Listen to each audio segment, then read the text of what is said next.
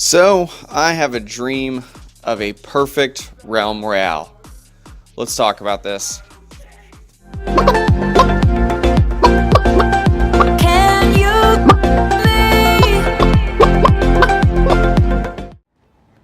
Hey everybody, what is going on? Brandon here with a video that's sort of different today. I wanted to do a different kind of Realm Royale video because as we saw with the last patch update, we have some new developers coming in on Realm Royale now. So I decided to do something a little bit different. I decided to say what I would do if I was actually designing Realm Royale, what I would have done from the beginning, how I would have designed it. Because honestly, I think that I've got some pretty awesome ideas here that hopefully maybe hi-rez studios can maybe kind of pick my brain and take some of these and actually put them into the game, and I think the game would be better for it. So this is how I would have designed Realm Royale. And first up would be customization is key. You want to have this feeling as much like an MMORPG as possible with this game, with it being a fantasy-based MMO. So no more gender locking the classes. Actually give your players at least the ability to say they want to be a female assassin or a male hunter or a male wizard or mage.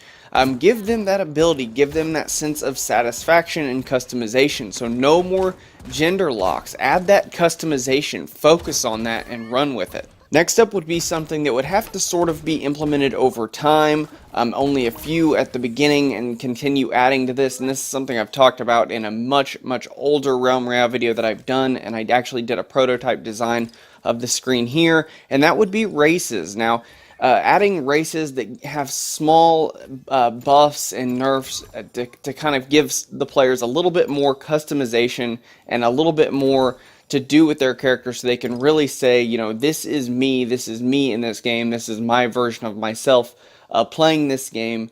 I think would pull a lot more players over. And like I said, this would be something that would have to be added in over time because there would be a lot to it, especially with how that would affect skins and how you would have to do the skin system and everything like that anyway. And on the note of skins and how I would do that would really be going back and perfecting and adding on to the original armor system. I would have just expanded on the original armor system. I would have kept it. If some of you do not remember, we didn't always have armor potions. At one point in time, we actually went through the match and picked up pieces of armor. But unless they were legendary, they didn't actually show anything visually. But I would have, like I said, expanded on that. I would have made it to where, like, mages could only wear light armor. They would get no movement speed nerfs for wearing that, but their armor would have the minimum damage resistance. Like a full legendary set of light armor would only be 1500 armor. Basically, whenever you would open a chest, if armor came out of it, if you were a mage and you picked it up, it would be light armor. But if you killed somebody wearing medium armor, they would drop armor that you couldn't wear, but you could pick it up. Or you could break it down, I mean. Hunters and assassins would have to craft and find medium armor that has a 10% movement nerf, so they'd have to take that, but it is a little bit stronger than the light armor. I would also make it to where they could actually wear light armor, like if they killed a mage and the mage dropped light armor, they can wear that, but they cannot wear heavy armor, and they can only forge and craft medium armor. And then moving on to the warrior, same thing, but it's the he cannot wear medium armor, has to wear heavy armor, takes a 20% movement speed nerf, plus he also gets quite a bit more damage resistance, so he gets more points of armor. So a full set of legendary, he'd be pretty well stacked in armor, but he'd be pretty slow also. And going with that, instead of like before when we had this system, epic and legendary armor is not just going to give you buffs. It themselves is not going to give you buffs unless you've picked it up off somebody's body who already has it socketed. I would basically keep the rune system that we have now, but instead of it being where you automatically have all your rune slots available, they're socket slots. So each piece of armor, rare piece of armor will have one socket, or a rare weapon will have one socket. An epic weapon or armor will have 2 sockets. Legendary armor or weapons will have 3 to 4 sockets, and those are slots that you can put runes in. And that's how we would do the rune system. So you wouldn't just spawn into the match and have so many rune slots to be able to just go ahead and start sticking runes. If you don't have a weapon or armor that has a socket to where you can put that rune in, you're not going to be able to get that buff. I think that would help out a lot early in game and keep people from kind of getting OP really quickly. And I think it would just add, like I said, another part of customization. That, and if you kill somebody who's wearing legendary armor and they had a bunch of runes socketed to it, you're going to get all those buffs when you put it on. So in that, and since you can't unsocket something, it really makes you worry if you socket your rare revolver. If you're going to end up swapping that out for something later, you're going to end up losing that rune. And I would change the skin system to basically be armor skins and weapon skins similar to H1Z1 in PUBG. You would basically buy skins for your armor pieces that you would equip throughout the match that would go on your character, rather than having just a full skin that changes your character entirely. Next up would be no more automatic weapons. I'd be taking out the Gatekeeper and the LMG. The burst rifle, I'm not sure what I would do with that. But I would leave the SMG and the original assault rifle just because they are also in Paladins, and I don't want to be that stingy because they do come from Paladins, so we can leave them in there. But I would put the highest rarity that you'd be able to loot this at would be common. Now you would be able to get it in a higher rarity. I'll get to that later. But the only lootable way to get this weapon would be in common form.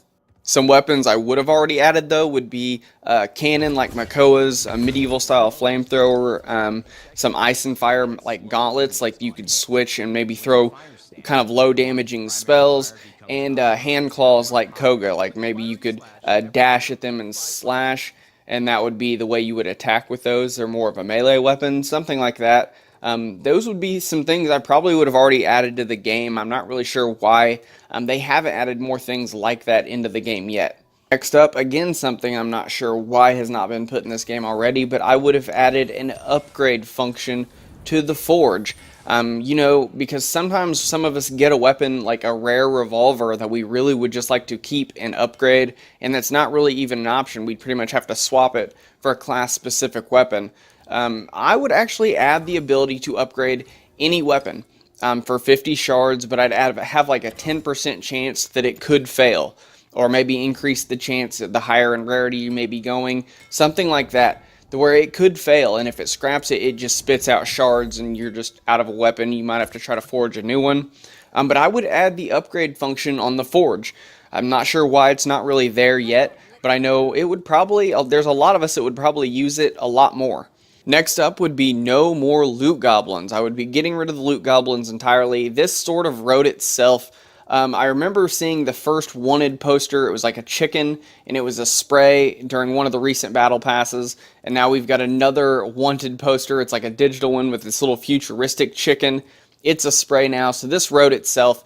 I would be replacing the loot goblins with a much more rare and much more profitable wanted chicken per match. At the start of the match, you would have to look around the Zeppelin, find the wanted poster to see which chicken it was that's actually wanted. Each chicken will have like a favorited zone they're more likely to hide at, and they'll have 2 or 3 of them though, so they won't always be hiding at whatever zone every time. So you would have to actually track this chicken down, and there'd only be one of them per match. If you found it and killed it, there is no more that can be found and killed, and they would drop some awesome stuff.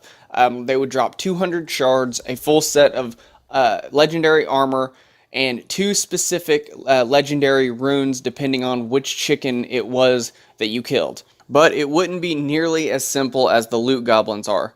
The chickens actually will have a special ability that they will be able to use, and a weapon, so they will be shooting at you as well as trying to run away and using abilities that are specific to escaping from you. It may be a ninja chicken that's wanted, so he may have the ability to use hidden. It might be a mage, she might be able to use soar. You never know, they will have abilities they would be using to fight back to get away from you.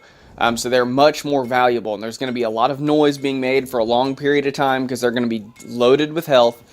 So there are going to be other people circling in trying to get that kill. I think this would be a much better thing than just the regular loot goblins that we have now.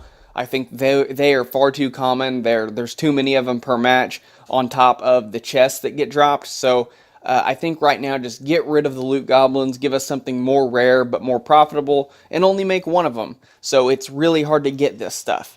But not just that, I would be adding lootable mobs. Now these mobs wouldn't be dropping sometimes really anything, so you wouldn't be killing these things and getting legendary stuff all the time, but they would basically just replace some of the chests. I would take the amount of chests in a match down, and instead I would add lootable NPC mobs in the game. Some of them being like aggressive. If you walk near them, they may attack you and you'll have to fight them, but some of them being, like, not aggressive, like in Lumber Fall, maybe add gnomes running around carrying logs, have them actually working, maybe make them do something and you can attack them and they'll fight you back and they'll drop stuff.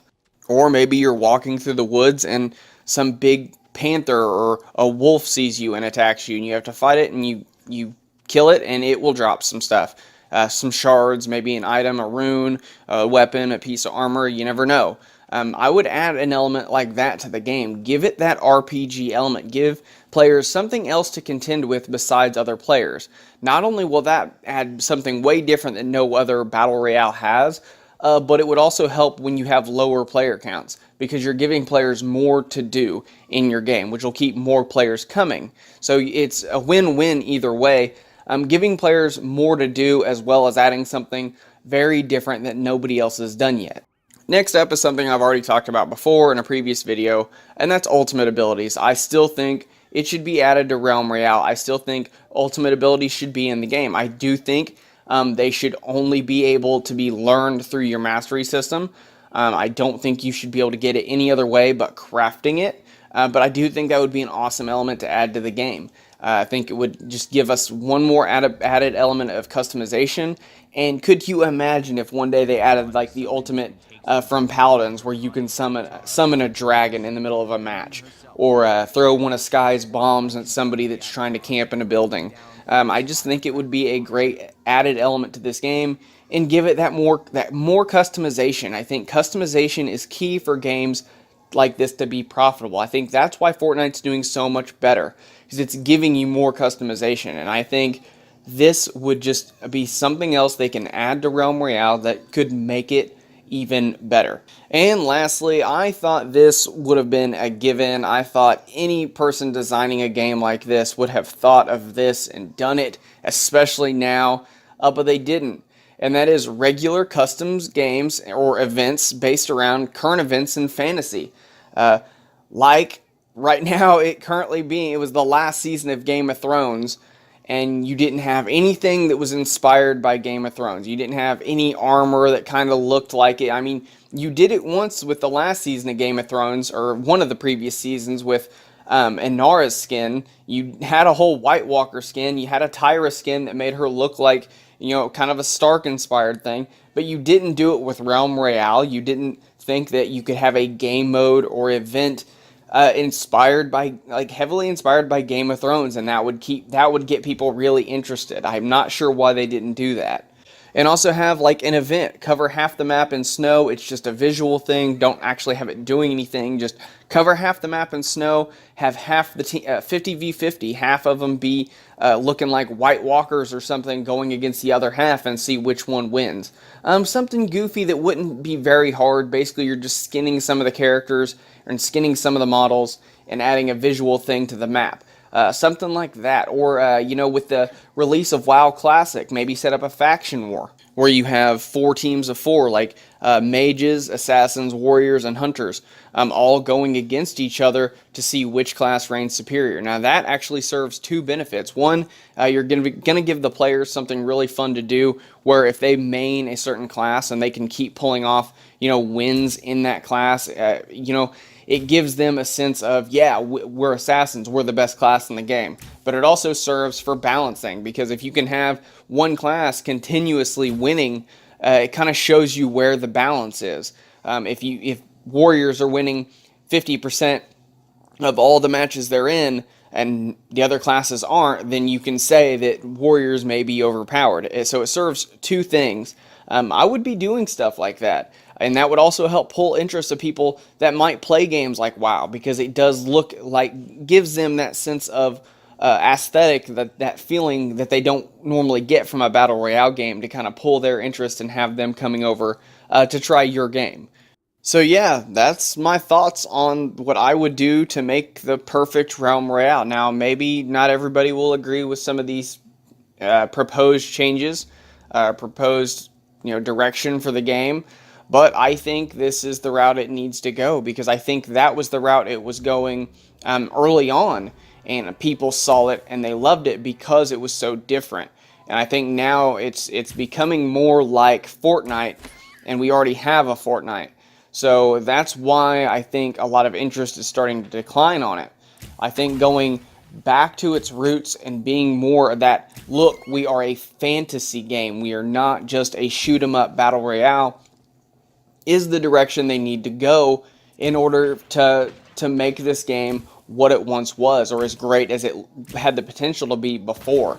I know some people didn't like the original armor system. I thought it was better. I thought it was better than this system. I just wish it had a more of a visual appeal, and I think doing this to where you would have no skins on when you enter the match other than whatever your basic clothes were for starting, for your class and race and gender, but when you found your armor, it would be the skins that you had purchased, just like in H1Z1 or PUBG.